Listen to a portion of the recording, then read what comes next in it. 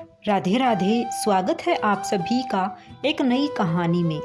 मेरी जेठानी घर के आंगन में खड़ी होकर जोर जोर से चिल्ला रही थी, रानी, अरे ओ रानी।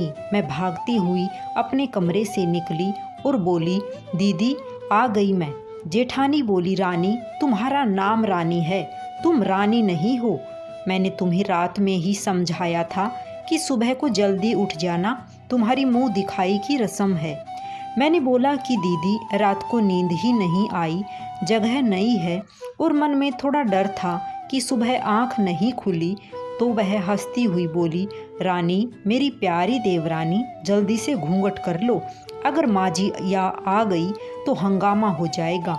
मैंने घूंघट किया ही था तभी माँ जी वहाँ आ गई और कड़कड़ाती आवाज़ में बोली, चलो अब क्या यही गपशप मारती रहोगी तुम दोनों। हमने चलना शुरू ही किया था तभी माँ ने मेरी जेठानी के कंधे पर हाथ रखा और बोली, पता है ना कहाँ से जाना है और कैसे जाना है। माँ जी ने बोला कि जब भी कोई बड़ा तुम्हारे सामने खड़ा हो तो हमेशा घूंघट में रहना और कम से कम अपने बड़ों के सामने आना, और बिना घूंघट के तो कभी नहीं। दीदी कुछ बोली ही नहीं, बस अपना सर हिलाकर हाँ बोल दिया। मैंने भी बस अपना सर हाँ में हिलाया। माँ जी के जाने के बाद मैंने पूछा, दीदी आप तो बहुत पढ़ी लिखी हो और इन सब चीज़ों को कैसे निभाते हो। दीदी मुस्कुराई और बोली कि मैं थारे जेठ जी से बहुत प्यार करती हूँ, इसलिए अभी तक चुपचाप सब चीज़ें निभा रही हूँ। मैं कुछ नहीं बोली और चुपचाप दीदी के साथ घर के बाहर वाले कमरे में जाकर बैठ गई। वहाँ पर एक पड़ोस की आंटी जी बैठी थी। वो बोली कि यह कैसे बहू आई है, ससुर जी सामने खड़े हैं और ये यहाँ बैठी है, मुझे कुछ समझ ही नहीं आया। मतलब दीदी बोली कि आंटी जी अभी नई बहू है, यहाँ के रीति रिवाज सीखने में थोड़ा समय लगेगा। दीदी मुझे वहाँ से उठाकर मेरे कमरे में ले गई। 6 महीने यूं ही छोटी छोटी चीज़ों में बीत गए। फिर एक दिन मैं अपने पति के साथ साड़ी लेने गई। उसका फ़ोन आया और वो दुकान से बाहर बात करने चला गया। साड़ी की दुकान पर मैं बेधड़क होकर साड़ियाँ देख रही थी।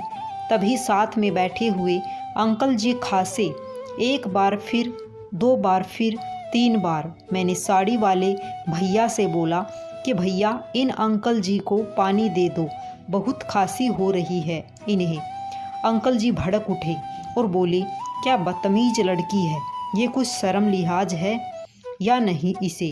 दुकान पर हंगामा देख पति बाहर से भागकर अंदर आया और अंदर आते ही अंकल जी के पैर छूकर बोले, मामा जी आप यहाँ। मैं घबरा के दुकान से बाहर निकल आई, एक लंबा घूंघट करके गाड़ी में बैठ गई। मेरा पति बाहर आया और गाड़ी में बैठकर गाड़ी बहुत तेज़ चलाने लगा। मैंने धीमी आवाज़ में बोला, गाड़ी बहुत तेज़ चला रहे हो, कहीं एक्सीडेंट ना हो जाए। हम घर पहुँचे ही थे तभी माँ जी ज़ोर ज़ोर से चिल्लाते हुए बाहर आई, देखो आ गई ये रानी साहिबा, ख़ानदान की इज्जत मिट्टी में मिलाकर। तभी दीदी आई और बोली, माँ जी मेरी शादी को 6 साल हो गए हैं, मैं अभी तक मामा जी को नहीं जानती, ये कैसे जानेगी। माँ जी ज़ोर से चिल्लाई, देखो कैसे चपड़ चपड़ जबान चल रही है इसकी भी। तभी मेरे पति सबकी बात काटते हुए बोले कि माँ ये दोनों सही बोल रही हैं, अगर ये हमेशा घूंघट करके रहती है तो ये मामा जी को कैसे पहचानेगी। और माँ आज मामा जी के फ़ोन पर तुमने पूरे घर की शांति को भंग कर दिया है। ये वो ही समाज है जिसने सीता मैया पर भी उंगली उठाई थी। पिताजी और जेठ जी ने भी अपना पक्ष मेरे पति के साथ ही रखा। माँ जी थोड़ी देर सोचने के बाद वापस दीदी और मेरे पास आई और बोली कि तुम दोनों को अपनी मर्यादा का पता है, मुझे उम्मीद है कि तुम कभी भी मेरा सिर शर्म से नीचे नहीं झुकने दोगी।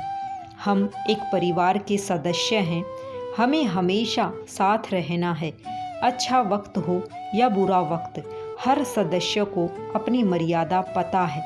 माँ जी ने मुझे और दीदी को गले लगा लिया। राधे राधे। अगर कहानी पसंद आई हो तो चैनल को सब्सक्राइब अवश्य करें। जय श्री कृष्ण।